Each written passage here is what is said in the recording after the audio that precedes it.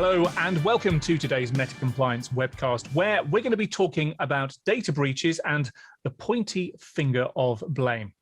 Now, I have frankly lost count of the number of stories about data breaches that I've covered in the media over the last 6 or 7 years or so. And on the one side, these stories very quickly went from novelty to surprise to shock as the public began to realize the extent to which the personal information that they'd been entrusting with companies and service providers wasn't necessarily secure, and that criminals were actively seeking to monetize it. And then on the corporate side came the grim realization that their data, their customers' data, was now under sustained attack. And even if it was already clear to IT leaders and security professionals, I think these high-profile data breaches in the news were a watershed moment, a kind of red letter day, as the entire workforce, from the boardroom to the server room, all began to realize the implications of it. So here we are in 2021, and sadly, data breaches are still pretty much daily news, aren't they? And how come? Surely with the awareness that we all now have and the data protection policies that exist and the tooling that's available, surely data breaches on this scale shouldn't still be happening. Sadly, they are. So the question is, one of the questions is, who's responsible and what can they do about it? Some loaded questions there, and to help me shed some light onto the data breach blame game is Meta Compliance CEO Robbie O'Brien. Hello, Robbie. How are you doing? Hi, David. Good to be here. Yep, really pleased you're here. Robbie, there's something about human nature. I was doing a bit of reading around our responses and our attitudes to blame. And there's something about human nature, isn't there, that when something goes wrong, there's an instinct to point that finger of blame. Now, I'm not saying that's a good thing, but it certainly is a thing, isn't it? It's definitely a thing. I think it arises out of fear. People, first of all, fear, what's the impact on me personally? How am I going to hurt? What's the impact on my career? I think in a lot of places, the problem with a data breach is that it seems so unlikely. You know, it'll never happen here. And so you've got the initial shock. You know, the proverbial has hit the fan. You've done an analysis and found out that actually it's really bad and it could get worse. At that point in time, it begins, the fear of next, the dawning realization of what was going to happen sort of takes hold of people. And that's why any planning that you can do for a data breach can minimize that. And any effort that you put in avoiding a data breach,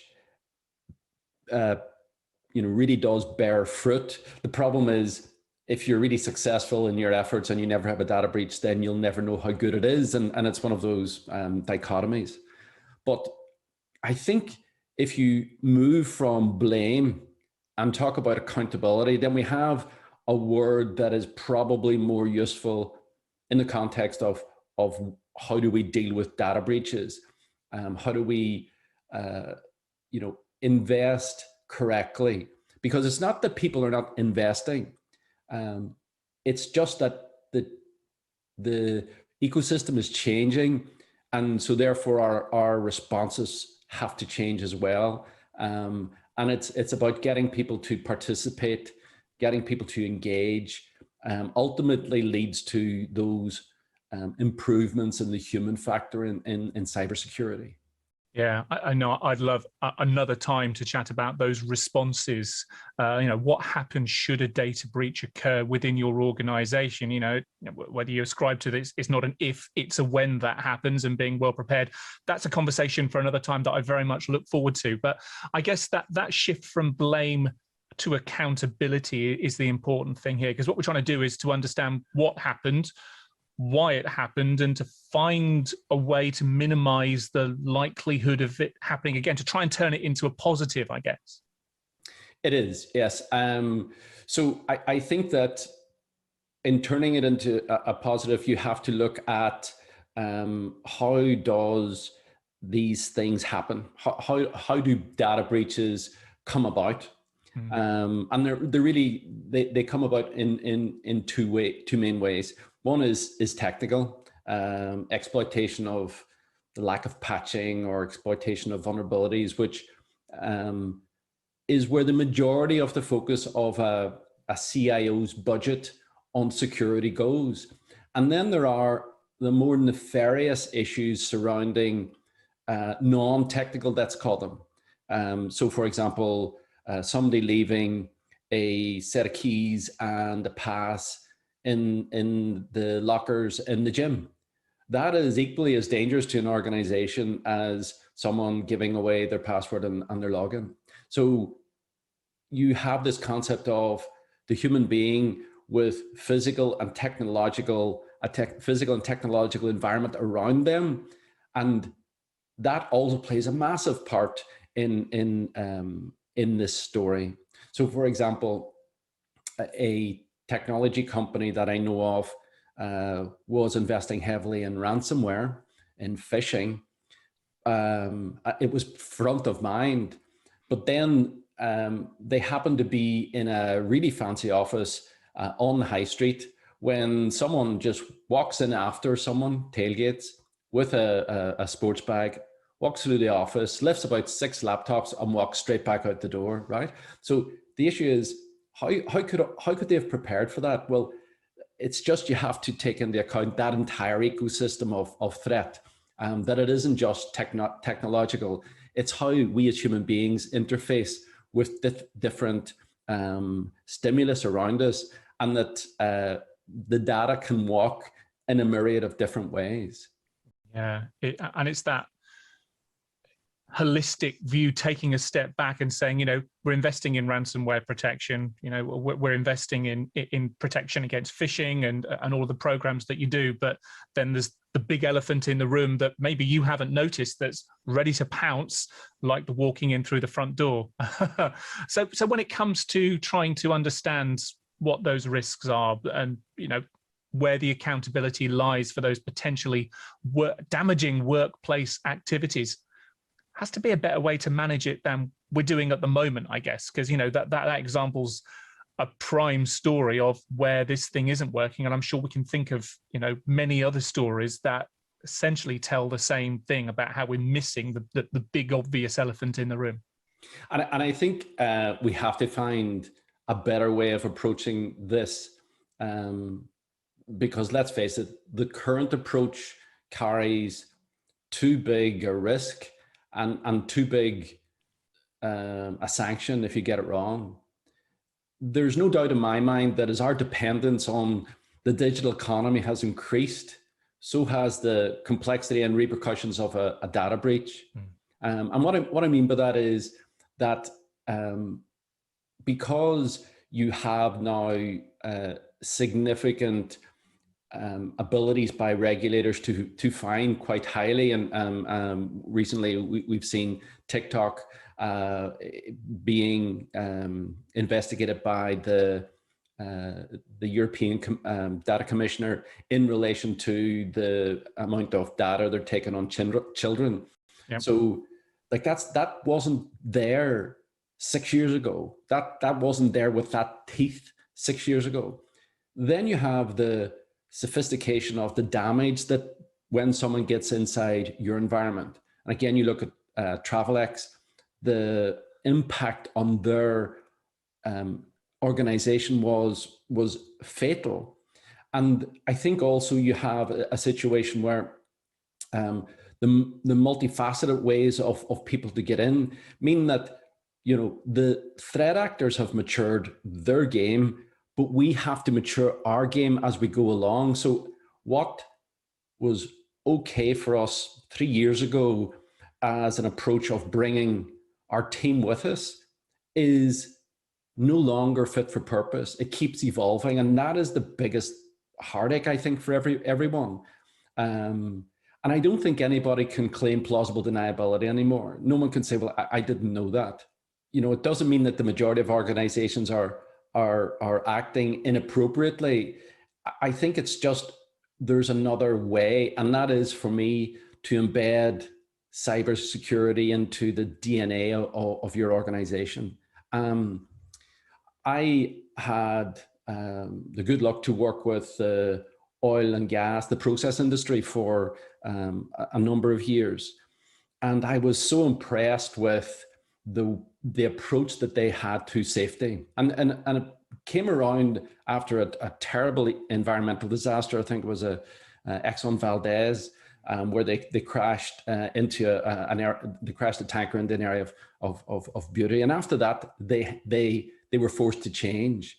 And I don't see that there could be a tipping point for cybersecurity, that something so disastrous could happen that it would mean that we can't continue this ad hoc approach to it in the future. But, you know, as I went into the oil companies, you would see, as you walked into the main foyer, a big LED symbol which said, you know, we're committed to zero harm. That's what they called it, zero harm. And here are we have not had any incidents in this area. We have had no incidents since the 1st of January. And then I remember going back and saying, oh, we've had an incident, we've had a mortality. And the mortality was someone who was on a flight from Indonesia to Singapore and died of deep vein thrombosis as a result of the flight. But because they were on company business, that was taken as part and parcel of their zero harm, part of their responsibility. And I was really impressed with that. Everybody took it seriously. I was surprised when I was walking up the stairs, not holding the banister as you're supposed to, and random strangers would go, hey, come on, hold the banister, which was amazing. And I think a lot of our challenges with cybersecurity is to get our people braver to challenge the guy that walked in behind you with a bag who's going to steal the laptops. You know, don't click on the fish because it seems that it's from someone in authority and they're trying to urge you on and trying to get you to panic.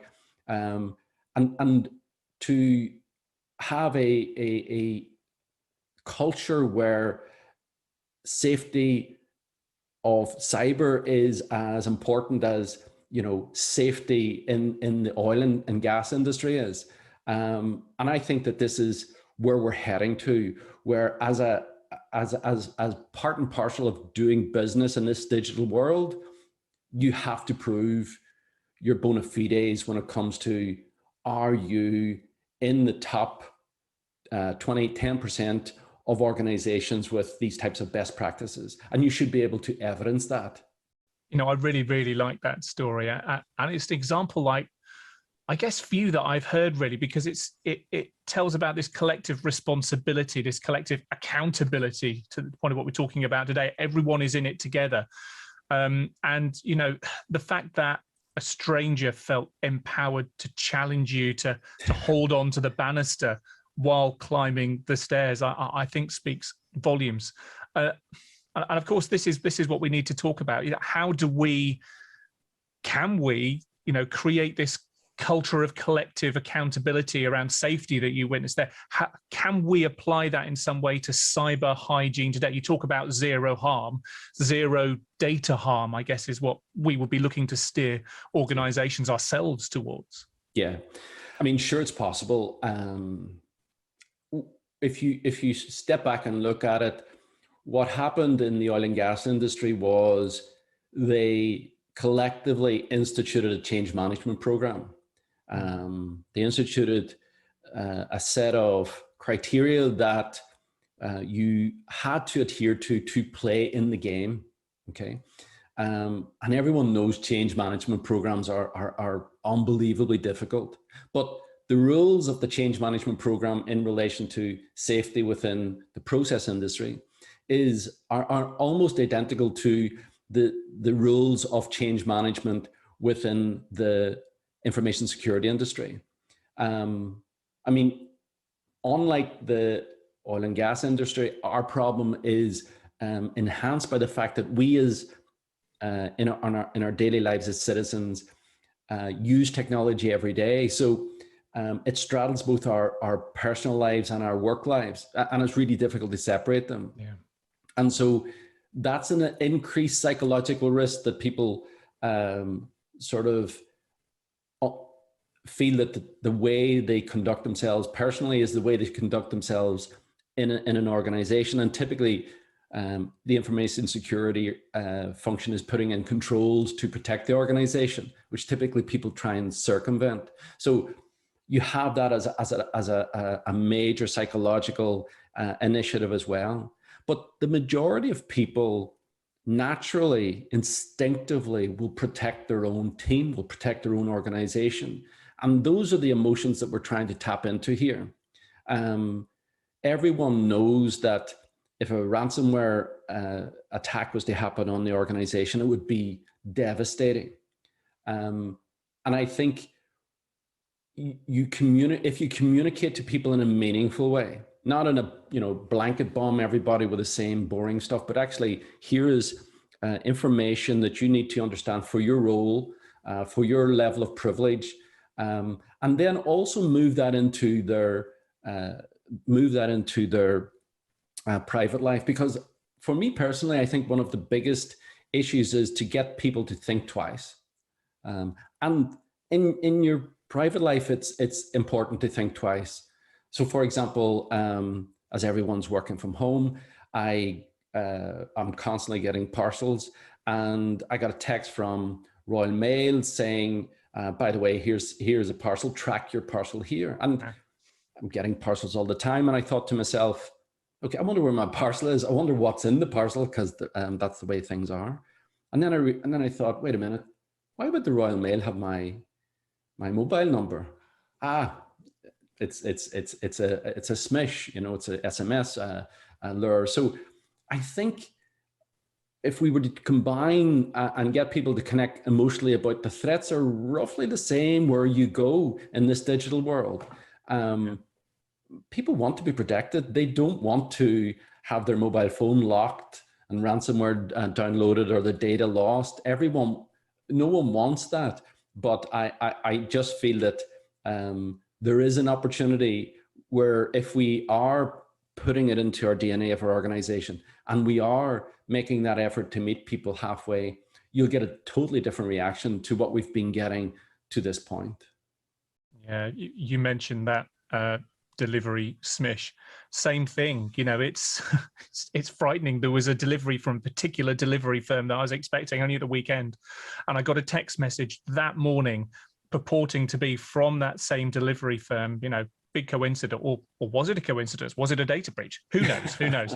But I looked at the URL and thought, no, that doesn't look right to me. It really, really doesn't. I had another one, a really interesting one about a COVID-19 vaccine. And, this is one of the ways in which fraudsters, scammers will try and get in. They'll pick something that's topical that gets us to react emotionally.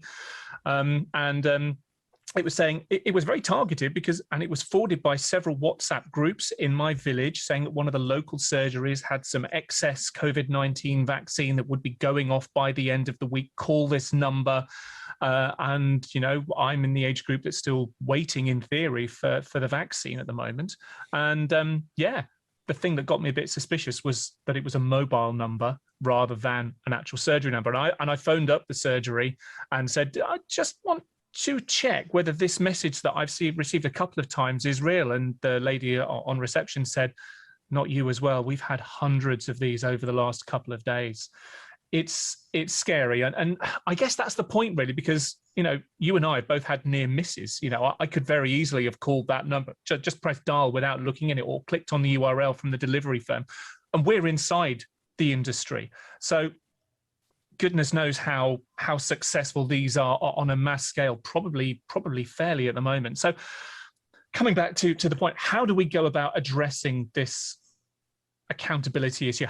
More to the point, how do we go about creating the change that you speak that is required to get us onto this, creating this culture, this DNA of awareness, of obsession with security within an organization?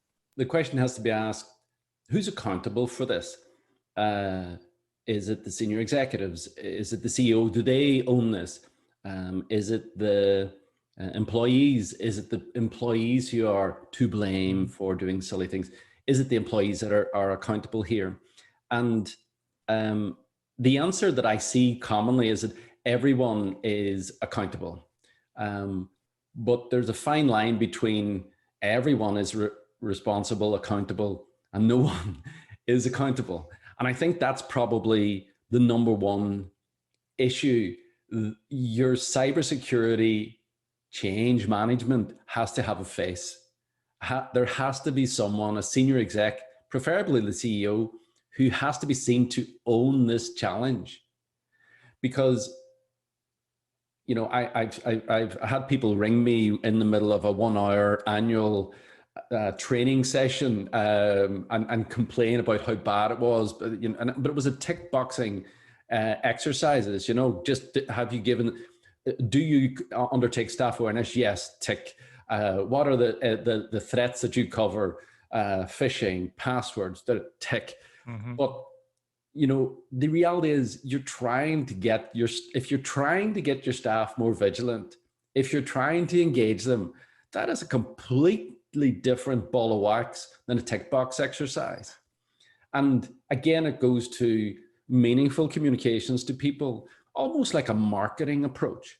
You know, marketing is all about know your audience, give them messages that are relevant to them, try and establish a connection with them. And I think, as I said earlier, the biggest thing is like the old public safety videos of you're just trying to get people to do something. You're looking, as we've talked in the past, trying to get people to look left and right before they cross the road. And what we're looking for is something similar. We're looking for people to think twice before they do something. You know, think twice before you walk away from the person that followed you in behind the door. Mm-hmm. Challenge the person, be brave, challenge the person. Think twice before, you know, this unnatural urgency is coming from a person in authority. No, just check it. It's okay to check it. You know, you are better to check it. And it's hard to get that level of bravery into the team. But if you approach it from the point of view of not just a tick box exercise, but we're actually going to have a senior leader set the tone, a senior leader, you know, stand up in front of the audience at the annual kickoff meeting, or if in the in the training does a piece to video whereby he is saying this is why this is important to our company and why I need you to help us to protect ourselves from all these threats. People will get that. People will see that you're actually going that extra yard. And I also feel that everybody's information security management approach is different. Everybody's response approach to an incident is different. It's like a fingerprint. And I do not believe that a blanket approach will solve that. And that's the key. Here is how we do security here. Here's what we do when you see a breach here. And so you need to personalize the messaging, you need to personalize the training to your organization. And the bigger the organization, the more that becomes a reality. There's another thing here as well, though, I think, you know, many people will maybe selfishly, and I get the, you know, it's good for your country, you know, it's good for your company, that collective thing. But there's also in the same, maybe the same part of the brain that likes to apportion blame when they feel threatened or when something's gone wrong. It's also, right, what's in it for me? You know, yes. is this going to do any good for me? And maybe that's a bit wishful thinking in cyber, because it's a bit like insurance, isn't it? You know, you only need to respond to it if something else has already gone wrong. So how do you tackle that bit? It's a tough one. You know, tell me how cybersecurity can affect the bottom line. That's hard. I can tell you how cybersecurity can affect the bottom line if something goes wrong, right? But I am seeing changes, and the changes are really to do, it's to do with laying off risk, like bookies laying off bets, you know, I'll lay it off. And what people are trying to do is lay off their risk to their supply chain, Okay. And so over the years, I've seen the risk assessments that are coming from companies as part of the contractual connection between these increase greatly, such that sometimes the risk assessment around cybersecurity and data protection is bigger than the actual RFP itself. And this is where people are trying to manage the risk of doing business with their vendors. So if you're a vendor, then you have to already be being challenged by how do you evidence what you've done? How do you evidence how you go about it? And I think if you embrace it and you have a story to tell there, it's a competitive advantage, because most people fudge it. They try and fill in the document, and you know, the reference between the salesman who is at the end of the marketing chain, who does the deal, and right the way back to the chief information security officer who's doing the protection, there's not necessarily a join there.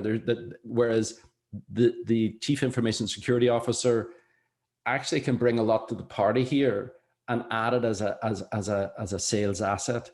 And for me in particular, I think that ISO 27001 is key, or a cybersecurity essentials, a bona fide certification that says, yeah, we've got an outside party to come in and vet what we're doing, and that I see as something that's growing. The uptake of 27001 has increased dramatically since COVID, as not only supply chains have become more difficult to manage, but our own internal teams have become spread to the four winds.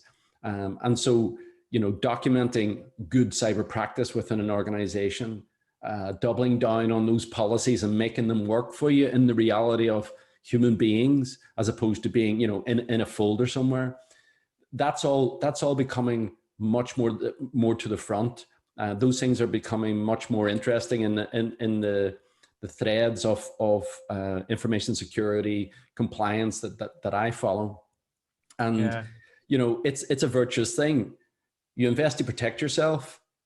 If you can evidence that, it means that you can use it to sell yourself as a solid bet that you won't let your customer down by exposing his data, by being a vector into his organization from a third-party bad actor.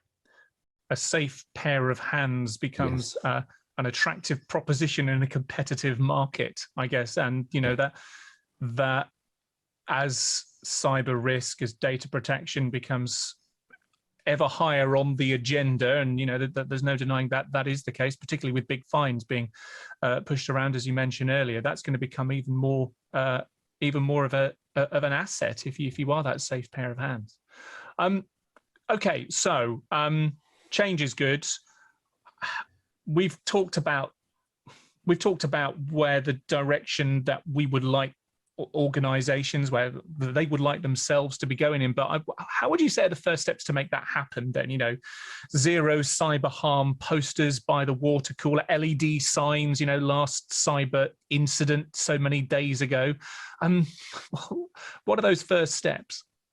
I mean, I'm a great believer in having the big LED sign going, you know, zero cyber incidents since the 1st of January. Maybe I was just fixated on it when I saw it. And I think that it's at the forefront of company communications, because it's not sexy, right? And you need to start rewarding people and finding ways to have people who are ambassadors of a better way of doing it. And every organization has people who get it. They've typically been people who have had an incident in their own lives and realize this can happen. I think if you address it positively, you don't create rules for rules' sake. You create rules for legitimate risk. You take a risk-based approach to it. And I also feel that that adds to the velocity of execution within your organization. And people can see that actually this isn't just tick boxing. This isn't just vanilla training on cybersecurity. This is for our team. But you have to set the tone. It has to come from the top. Is your organization zero tolerance for these things, or is it laissez-faire?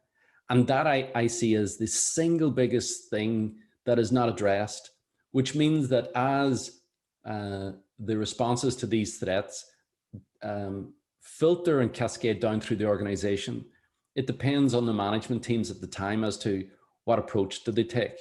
And that is the execution and implementation of your program then. Is it the vagaries of particular people's tolerance? Some managers will see, nah, this is superfluous. Some managers will look at it and go, oh, and you need this rule and you need that rule, and suddenly it becomes more than my job's worth. And I personally have seen many times where GDPR is offered as a reason why something couldn't be done. No basis on the regulation, but just because not everybody understands what GDPR means, then it's a good reason to say, well, I can't do that because of GDPR. And I've come across that one in the last 2 years quite a lot. Or I can't do that because of information security risks. Really? Tell me what information assets is affected here. Well, quantify the risk in terms of impact and likelihood. None of that has been done. It's just somebody has made it up because they couldn't be bothered doing someone. It's blame. It's where blame goes kind of away from accountability and more towards an excuse not to do something. Correct. And so, I'm passionate about getting people on board and changing the culture of your organization, because you can't stop it happening. Resistance is futile. Resistance is opening yourself to a whole pile of threat from outside. And after the big breach, then you're going to be forced to do it. I think embracing the change management program, getting the execs to own their part of it, and then enabling the organization to communicate in a meaningful way, communicate like the marketing department would do. Okay. This is I think the way forward. So I'm going to put you on the spot now, Robbie. Although I'm pretty sure that your colleagues, the staff at Meta Compliance, hopefully get all of this already. But as a CEO there, as one of these execs that you're speaking about, who should be front and center presenting these personal messages, do you drink your own medicine there? Eat our own dog food, you mean? But however, whichever tastes better. I love that phrase. It's Laurie Ellison's from Oracle, but we do take that very seriously. And it's interesting. We use simulated phishing to test our users. And it has become a game now to see, because our people are so sensitive to it, it has become a game to try and find if we can get past their defenses. So that works, but you still have to approach it where the right training goes to the right people. So there's no point providing secure programming training to the admin staff and providing training about financial spear phishing to the technical staff. If you're doing that, you're basically pissing people off, and that's what you're trying not to do. The other thing that people forget about is digestion. There's only 12 months in the year. How many pieces of training, how many policies, how many risk assessments, both for data protection and information security, can a team digest in a month?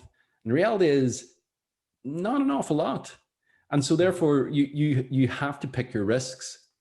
What I find in terms of taking it from the top, what we've done is done pieces to camera, reinforced pieces to camera where I'm talking to the staff and saying, this is a piece of training now. I really need you to take it because we're in the front line and, you have to play your part. And that has been a very small thing. but it has allowed me to leverage that technology and reach more people without bringing everybody into the same place and doing like an all hands meeting. It also helps when you have new starts where that has already been done prior. And so, you know, you have a big initiative. What happens is you have a big initiative on staff awareness, and everybody that was there that day, yeah, that's fine. But everyone has changed thereafter in terms of workforce.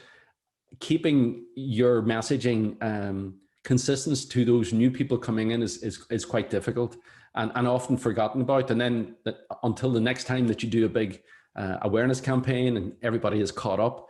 And it's typically those new users that have the highest level of threat because they really don't know their way around yet. And so again, anything that talks to new users, anything that talks to them directly and said, listen, think twice, you're allowed to do this. This is what we want you to feel in terms of cybersecurity awareness, that it's personal to you and important for us. Do what you need to do. The DNA hasn't been embedded yet, or they've not had the corporate dog food and been able to digest it fully yet. Yes, yes, exactly. You spoke about those personal appeals from leadership. And I guess, you know, they create an emotional response, don't they? It's the same tactic, I guess, that the scammers use to try and create that emotional response that get you not to think twice, to respond straight away.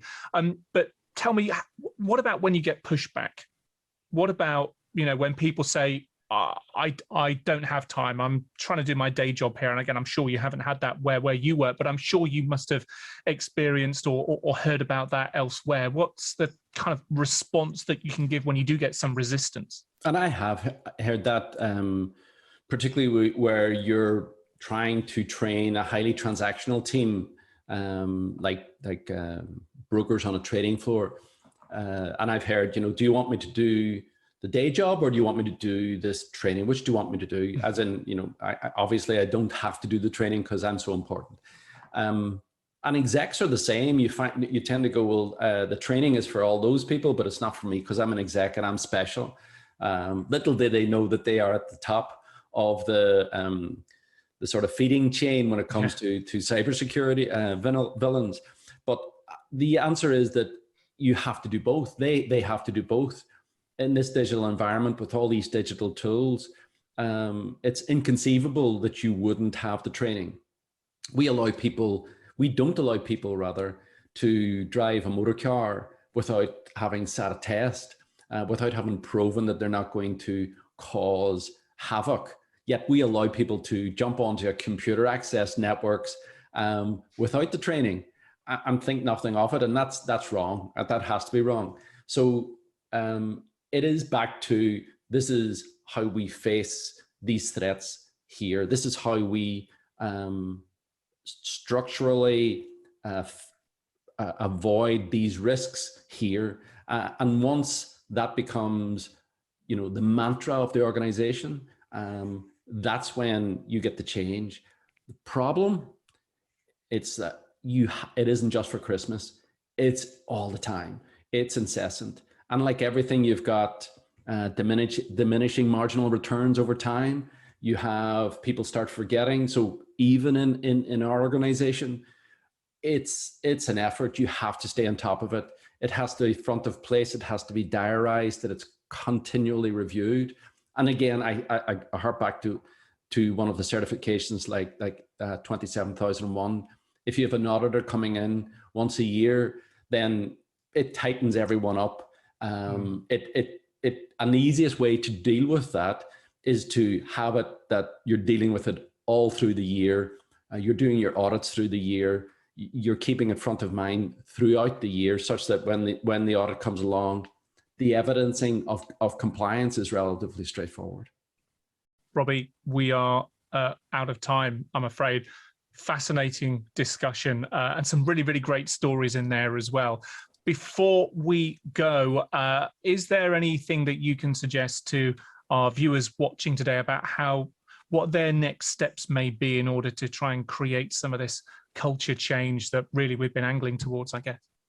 One of the things that we have been doing really since the start of COVID with our customers is getting them to give out a copy of our Dummies Guide to Cybersecurity Awareness. It humanizes and maybe with a bit of humor gets people to connect with some aspect, even if they flick through it. And if not everybody, just the exec team, this is what we should be doing. Here's a go-to playbook. So again, there'll be a link for people who want to access that, or if they contact us, we'll get them out physical guides, physical books. What I would say also is anyone embarking on a ISO 27001 journey, or who is on a 27001 journey, because the retaining and keeping it front of mind is a challenge. Please speak to us about the human element of that journey. We're helping people with that every day, helping people with their policies, with their training, with engagement approaches. So that's a particular emphasis of ours, and how to evidence it both to your auditors at the end of the year and indeed to regulators in the event of a breach. Super stuff. Robbie, thanks again. Really good to chat. Thanks, David. It's always a pleasure. Until the next time. Until the next time. Thank you very much for watching. See you soon. Bye-bye.